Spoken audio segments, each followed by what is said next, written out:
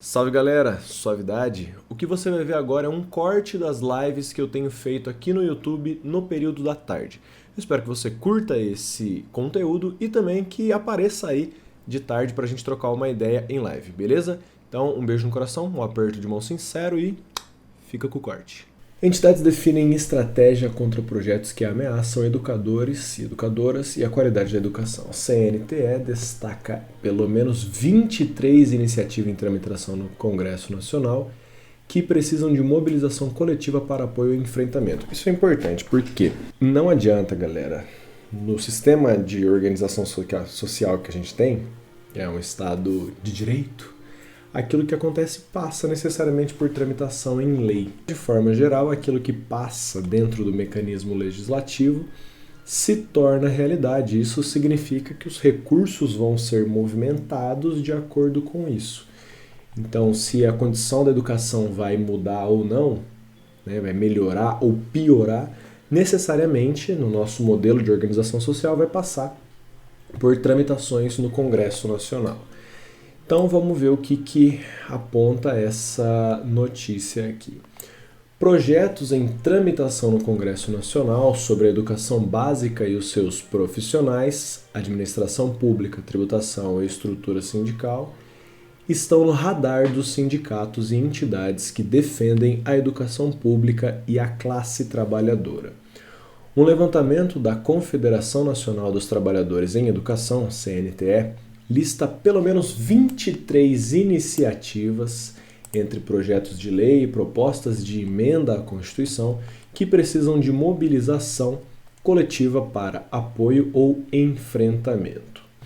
As discussões foram pautadas durante a reunião do Conselho Nacional de Entidades da CNTE, realizada na quinta-feira, dia 1º e 6º, em Brasília, antecedendo o retorno das atividades legislativas dos deputados, deputadas, federais e senadores que rola hoje, no dia 5, né? Que inclusive é o dia que eu estou lendo essa notícia. Então, uma reunião para pensar a respeito dos projetos que nós temos no âmbito legislativo que podem prejudicar ou favorecer a educação brasileira.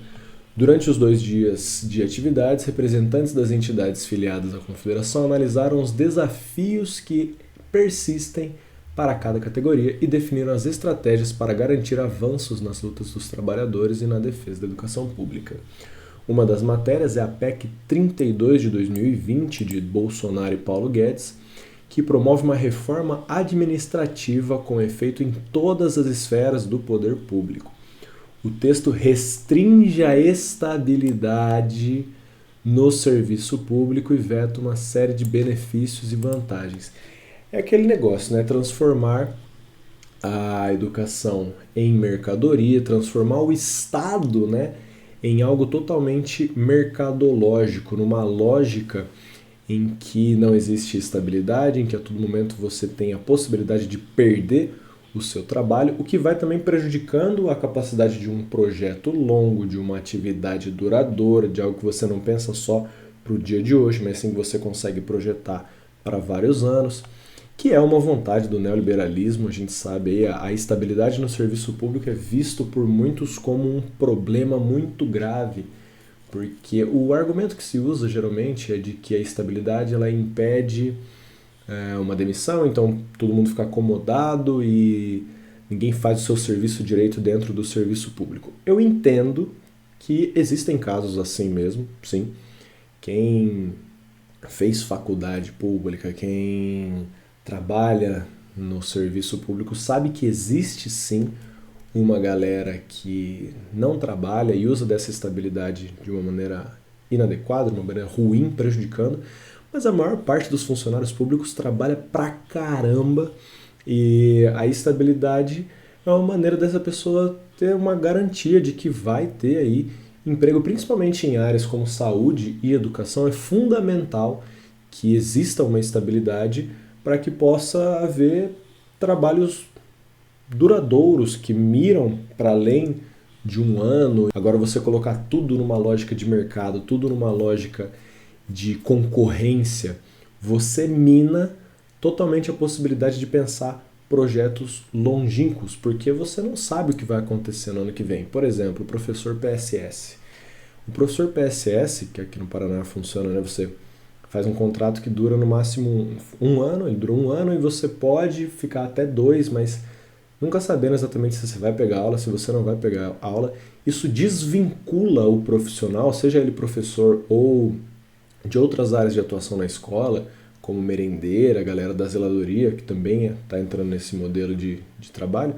Essas pessoas que entram por PSS, que não têm esse vínculo de concurso, que não têm essa estabilidade, muitas vezes não conseguem se vincular à instituição, porque não sabem se ano que vem vão estar ali, não sabem se no mês que vem vão estar ali, dependendo do que acontece. Isso impede o envolvimento de projetos interdisciplinares, a formação mesmo de afetos mais duradouros ali dentro da instituição. Fica uma coisa extremamente fluida que impede uma atividade, principalmente voltada para a educação, que seja efetiva. Você não sabe se ano que vem você vai ter as mesmas turmas, você não sabe se ano que vem você vai estar com a mesma equipe pedagógica, você não sabe nem se vai estar em alguma escola. Então como que você vai estabelecer vínculos, como que você vai pensar projetos a longo prazo? Porque a educação funciona assim, você não consegue fazer uma coisa de uma hora para outra. É importante ter esse longo prazo. Se você não tem essa estabilidade, se você não tem essa perspectiva de que você vai continuar aonde você estava, fica muito difícil de pensar ações que sejam de fato efetivas e transformadoras dentro da educação e dentro dos principais serviços públicos, né? Continuando aqui. Pela proposta, os cargos que não forem considerados típicos de Estado serão contratados por tempo determinado ou indeterminado, institucionalizando a precarização do atendimento prestado à população e perseguição política no serviço público. O que é típico de Estado? Né? Os cargos que não forem considerados típicos de Estado. E o que seria típico de Estado? Vamos no bem básico. Constituição brasileira aqui, né?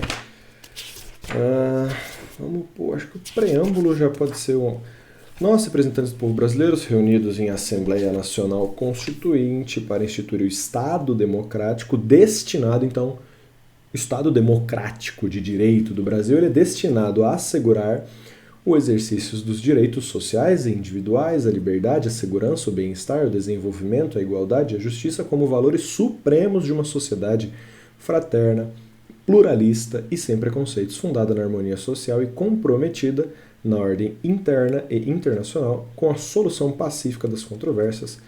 Promulgamos sobre a proteção de Deus a seguinte Constituição da República Federativa. Me diz, a educação, ela é parte dessa construção de um Estado que assegura direitos sociais como liberdade, segurança, bem-estar, desenvolvimento, igualdade e justiça? A educação é uma função típica do Estado, fornecer educação para a população, uma educação que forme cidadãos, que forme pessoas críticas, que forme pessoas com autonomia para decidir os rumos de sua vida, que forme pessoas que pensem a sociedade. Essa educação, ela é uma... Ela faz... As pessoas que trabalham, né, os cargos dessa educação, eles são típicos de Estado ou não?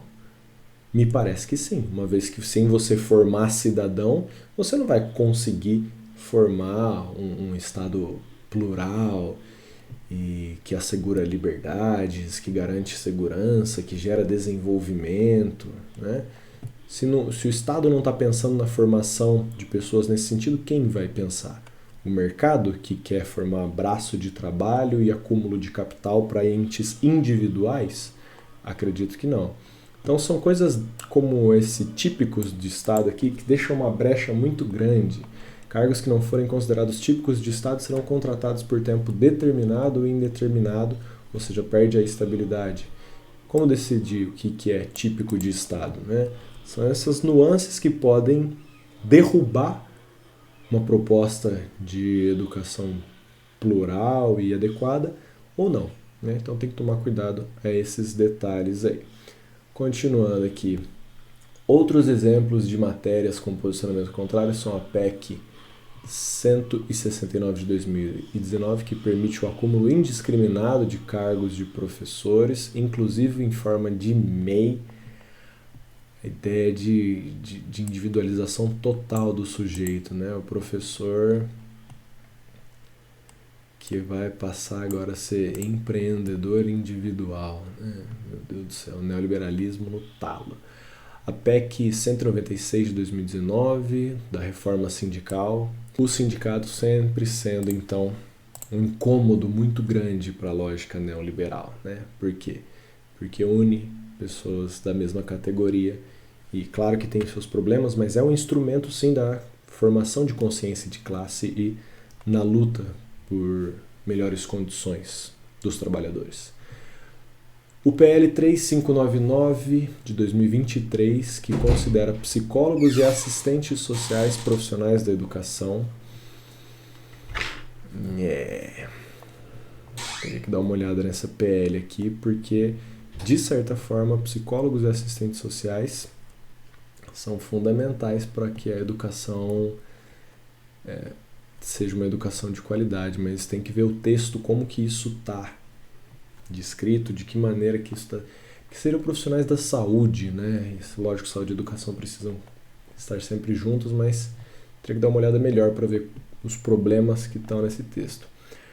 O PL 7.180 de 2014, que regulamenta a chamada Lei da Mordaça, né? Escola sem partido, que na verdade é um projeto justamente de colocar um partido na escola, né? Um partido conservador, um partido que não aceita as diferenças, um partido moralista, um partido que não aceita a possibilidade de diferentes formas e visões de mundo. O PL 844 de 2022, que concede voucher a estudantes da educação básica com recursos do Fundeb, entre outros. Esse daqui é um perigo gigantesco. Isso aqui é a ideia do Estado bancar a matrícula de estudantes em instituições privadas de ensino. Ao invés de injetar dinheiro na educação pública, investir na educação pública para que ela se estruture, para que ela possa ter uma qualidade de fato para a população brasileira, não. Você tira recurso do Estado e joga para a iniciativa privada como se isso fosse fazer diferença de fato numa educação cidadã, não é? Mais um daqueles mecanismos de transferir dinheiro, de transferir recursos do Estado para a iniciativa privada e precarizar cada vez mais a educação pública, né? Já entre as propostas com necessidade de mobilização para aprovação, então essas descritas aqui são propostas que o Congresso entende que devem ser negadas, né? Devem ser feitas oposições. Já essas aqui, então, a necessidade de mobilização da aprovação. E alguns exemplos são o Projeto de Lei 3.017 de 2020 e 2.531 de 2021, que regulamenta o piso para os funcionários da escola, que é algo básico, né? Se não me engano, aqui vai estar falando justamente de pessoas da zeladoria, da secretaria, que trabalha com a merenda, que gente, é básico isso. Essas pessoas, elas são fundamentais, indispensáveis para a escola funcionar. Não tem como essas pessoas não terem um piso, sabe? Uma noção básica de quanto precisam ganhar. Isso aqui já passou da hora de ser regulamentado. Ambos estão em tramitação na Comissão de Educação da Câmara dos Deputados. A CNT apoia a PL 2531 com alterações. Interessante também dar uma olhada no que o texto traz, né? As entidades também estão atentas ao PL 5.230 de 2023, enviado pelo enviado pelo governo do presidente Lula, tratando da revogação e alteração do novo ensino médio, que é uma proposta de precarização do ensino público e de privatização também do ensino. A Confederação é parcialmente favorável ao texto, mas é preocupação com o relatório do deputado Mendonça Filho, então ministro da Educação do governo Temer, responsável por impor o NEM. E aí aqui embaixo a notícia lista uma série de outros, né, de quais são, na verdade, os projetos de lei ou de emenda à Constituição que foram debatidos e colocaram a posição. Então nós temos propostas voltadas ao âmbito da administração pública, tributação e estrutura sindical, e também no âmbito da educação básica e seus profissionais. São vários textos, galera, obviamente que é fundamental a gente ver cada um deles, mas a gente sabe o trabalho para fazer isso. De qualquer forma, eu vou deixar essa notícia linkada no corte aí, para a gente aprofundar os nossos conhecimentos a respeito dessas questões. Aqui, regulamenta a escola cívicos militar na LDB. Cara, isso aqui é um perigo. Essa ideia de tratar a educação como uma questão de polícia, enxergando mesmo os estudantes das escolas públicas como questão de disciplina. Você tem que disciplinar o aluno. Aqui no Paraná, que está sendo um grande laboratório do projeto cívico-militar, a gente vê como essa proposta do cívico-militar é exatamente uma oposição a um movimento que teve de ocupação das escolas há alguns anos. Então, justamente esse lance de impedir que o aluno pense, que o aluno questione, né? Coloca militar nas escolas, trabalha a disciplina no último para evitar, né, a formação de sujeitos que têm autonomia, que são críticos, domestica geral. Essa é a ideia. Eu vou depois crivar algumas dessas leis aqui para quem sabe fazer uma análise mais minuciosa de alguma delas, aquelas que eu acredito que eu possa fazer uma contribuição melhor.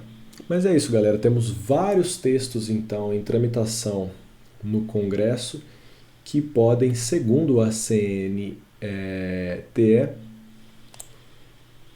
prejudicar a educação, né, do Brasil, e outros que necessitam mobilização para aprovação justamente para que melhorem as condições de ensino no nosso país.